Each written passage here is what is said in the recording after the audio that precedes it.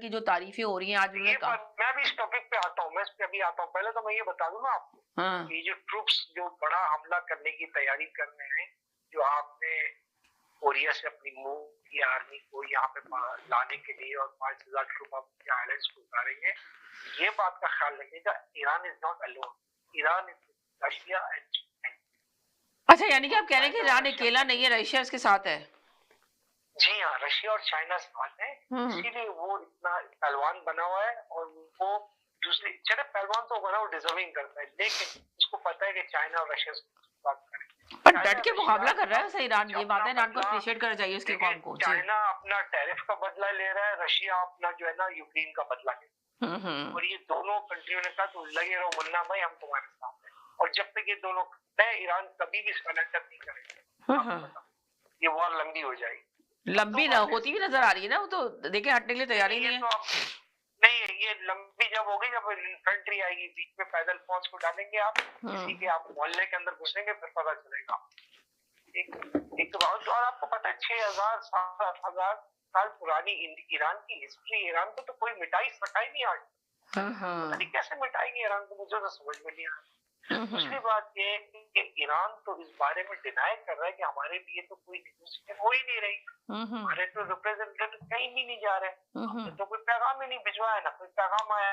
तो मुझे नहीं पता कि फील्ड मार्शल और सुभाष कौन से नेगोशिएशन कर रहा है, अभी तक तो कुछ समझ में नहीं आ रहा। बहुत सी न्यूज आ रही है कि जी वो नेगोशिएशन हो रही है, ईरान तो कह रहा है नहीं यार, नो नेगोशिएशन, हमें कोई पैगाम कोई मैसेज मिला ही नहीं, तो नेगोशिएशन कैसे करें।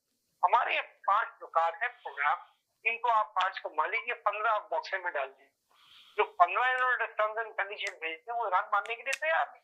ईरान ने कहा 15 में से 5 जो हमारे वो ये है, आप कोई भी पाबंदी हम पर नहीं लगाएंगे, आज के बाद हम पे हमला कोई नहीं किया जाएगा, अमेरिका को जगह खाली करनी पड़ेगी, ठीक है, और हमारे ऊपर कोई हमला, किसी किस्म का भी हमला नहीं होगा, और हम ये न्यूक्लियर पावर सरेंडर नहीं करेंगे। ये 5 बातें अमेरिका अगर मान लेता है तो अमेरिका को अपना बोरी बिस्तरा यहाँ से गायब होना पड़ेगा। अमेरिका अगर उसके 5 पॉइंट्स मान लेता है तो वो उसको, और ये 5 पॉइंट जो है ये चाइना, रशिया और ईरान ने मिलकर दिए हैं, ये ईरान ने अकेले ने नहीं दिए। यार इनकी बदमाशी खत्म करो। देखिए जापान को आपने जलील किया, अपने मुल्क में बुला के, जापान ने क्या किया, पहला सौदा उसने चाइनीज करेंसी में कर दिया ना, जवाब दे दिया ना ट्रम्प। ये मसला ये लंबी गेम है। मैं समझता हूँ कि इस वक्त हालात बहुत खराब है, और कहीं से ये भी सुनने में आ रहा है कि शायद न्यूयॉर्क का कोई बीच में मसला है, कुवैत में लगा के फिर दिया गया है, अमेरिकन ट्रूप्स को भेज रहे हैं, बहुत से अमेरिकन को बोल के खाली करो जगह। समझ में नहीं समझना कि ये वॉर किस तरफ जाने वाली, या तो ये थर्ड वर्ल्ड वॉर की बिगिनिंग है, या तो नहीं कुछ भी। सही कह रहे हैं, ये तो समझ नहीं आ रहा कि वॉर किस तरफ जाएगी। चले जी, सैयद भाई आ गया आपका मैं? जी मैं बीच में बोलूंगा इंशाल्लाह। चलो ठीक है, किसी के बीच में नहीं बोलेगा, अपनी बारी पे बोलेगा, जब मैं आपका नाम लूं तब। अगर टर्न आएगी तो बोलूंगा। हाँ जी, बहुत शुक्रिया, थैंक यू सो मच। चलें जी सैदी भाई, अस्सलाम वालेकुम। वालेकुम सलाम समीना। आपको भी ईद मुबारक सैदी भाई, आप भी पाकिस्तान गए हुए थे, अपना ट्रिप बता दें।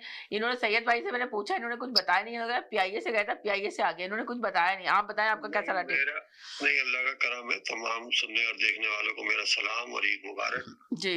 और इंतहाई दुख और अफसोस के साथ ईरानी सुप्रीम लीडर शहीद आयतुल्लाह खamenei की शहादत पर दिली ताज़ियत और उन बहादुर सबशिगनों को खिराज तहसीन जो अपने मुल्क और इस्लाम की बका के लिए अपनी आखिरी हद तक लड़ने की तैयारियां कर रहे हैं।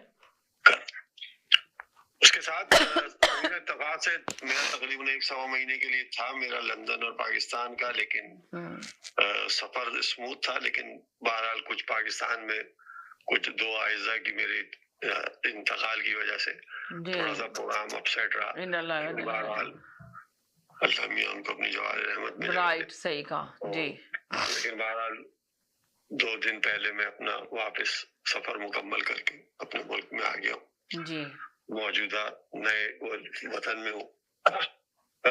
जहाँ तक सवाल आपने किया 2 हिस्से में, एक पाकिस्तान के हवाले से और एक ईरान और अमेरिका की जंग के हवाले से, तो मेरे ख्याल से सबसे पहले हॉट इशू तो हमारे यहाँ इस वक्त ईरान